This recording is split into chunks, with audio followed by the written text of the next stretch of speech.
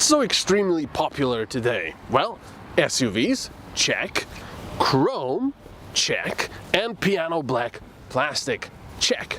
And look on the bright side, because the plastic is on the outside, it'll be constantly washed, so you won't have any fingerprints on it. This is the Mitsubishi Eclipse Cross, and by size it should be a little bit smaller than the Mitsubishi Outlander, but when I was watching them in the saloon side by side, well, this one almost looked bigger than the Outlander.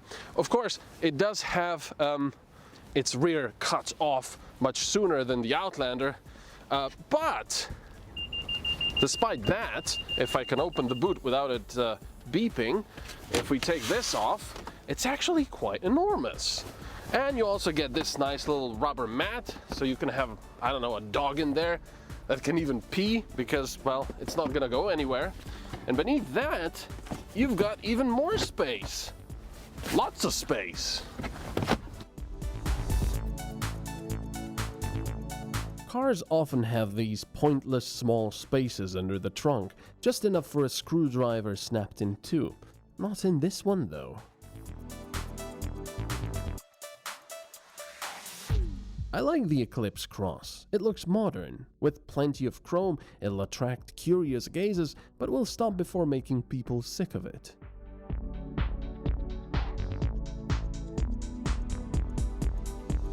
The lights look great as well, especially the daylight LEDs, which almost masquerade as a line of glittering snowflakes.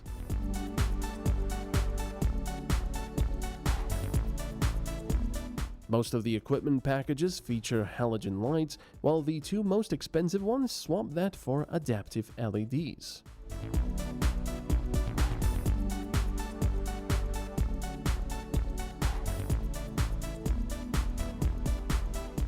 The rear is rather interesting as well, as the window is split in two by the brake lights. The rear wiper is also cleverly hiding under the spoiler. At first, I thought rear visibility would be awful, but it's actually not that bad at all.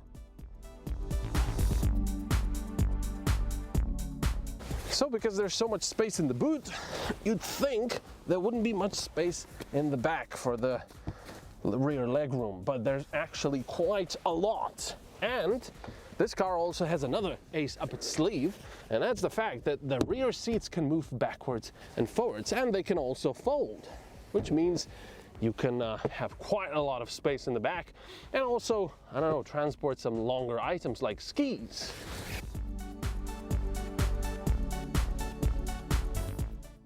In these times, when we're seeing more SUVs with little rear legroom, the Eclipse Cross gets a big plus.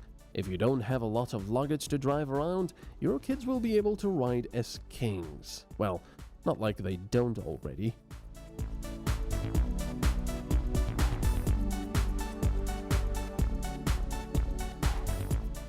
The test model surprised with its comfortableness and quietness, considering it costs 26,500 euros.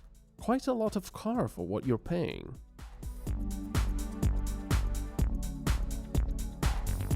The manual transmission can be replaced with a CVT, which is included in the two highest equipment packages, along with all-wheel drive. The top of the line also includes leather seats. Well, if the passengers in the back have a lot of space, so do the passengers in the front. It's actually very comfortable, and you have a feeling of being in quite a big car, which it is, in a way. And it's also thanks to the fact that you have a feeling of everything being fairly high quality. Nothing, nothing is buzzing, nothing is making any weird sounds. The only weird sound right now is at the back, and it's our equipment shaking about. So yeah, it's quite a nice car to drive. I've got a head-up display in front of me. I've got a manual shifter, which is quite comfortable. You can also opt for the CVT one, which could be even nicer in the cities. The engine, the 1.5 liter, is nicely refined. If you don't push it to the limit, it's going to be quite quiet. And this trackpad is also quite interesting. Now, normally in cars you get either a knob to turn or a touch screen, but here it's a trackpad, a bit like in an Audi. But of course in an Audi you can actually draw letters and such. And here it's not so much about letters, it's about navigating menus. So for example, if I go to the home menu, I don't actually have to look at what I'm doing. I'm just sliding my finger left and right to navigate the menus, and then press it when I want to select something. It's actually quite a nice system once you get used to it. And it doesn't take long. It took me about 30 seconds once I realized actually what was going on.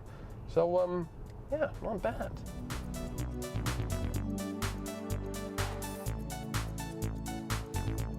With all-wheel drive, I'd dare drive more boldly over muddy terrain or rainy or snowy roads.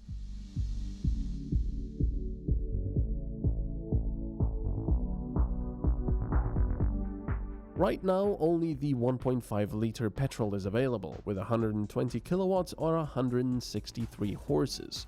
There's nothing really wrong with it, although I wouldn't mind more torque on the highway.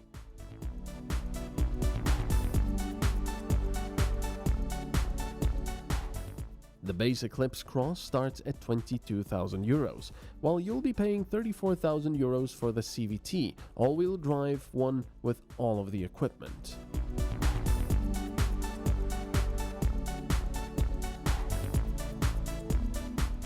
Not only that, you'll also be a bit more special on the road, as Mitsubishis really aren't all that common over here, and I can't really see why.